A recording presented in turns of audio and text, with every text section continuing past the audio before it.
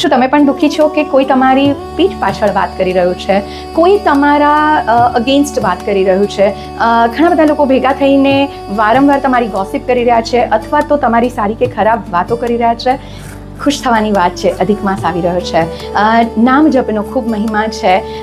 જે લોકોનું નામ જપ થાય છે, જે લોકોનું નામ વારંવાર બોલાય છે, એમને પાવર્સ, અધિક ઘણા પાવર્સ મળવાનો આ મહિનો છે. તમે કોનું નામ જપ કરવું જોઈએ? ખરેખર કહું તો જેટલું તમે ભગવાનનું નામ જપો છો, ભગવાનને એટલા પાવર્સ જે મળે છે અને એનાથી તમને ભગવાનના બ્લેસિંગ્સ મળે છે. અગર એટલું જ નામ જપ તમે પોતાનું કરો છો તો તમારા પાવર્સ પણ એ લેવલ પર ઉપર જાય છે. અને સાથે સાથે અગર આપણે આપણું નામ જપ નથી કરી શકતા, ઓબ્વિયસ નથી કરી શકતા, તો એવા લોકોથી ખુશ થજો જે પીઠ પાછળ તમારા સારા કે ખરાબ વાતો ના લીધે બી તમારું નામ જપે છે અને તમારા નામની ચર્ચા થાય છે. એ સારી રીતે ખરાબ રીતે ડઝન્ટ મેટર.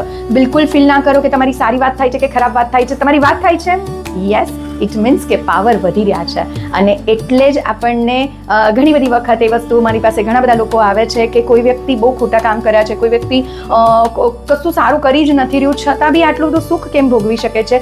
કેમ એ આટલું બધું હેપી છે? કેમ એની પાસે આટલા બધા પાવર્સ છે?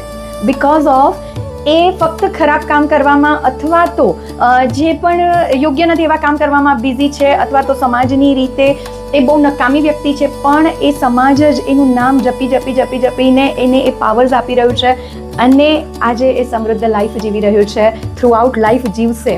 તો નામ તમે કોઈનું કેવી રીતે એની ચર્ચા કરો છો, સારી રીતે ખરાબ રીતે, 10 જણ ભેગા થઈને કરે છે તો એ 10 જણના પાવર્સ પેલા લોકોને મળી રહ્યા છે.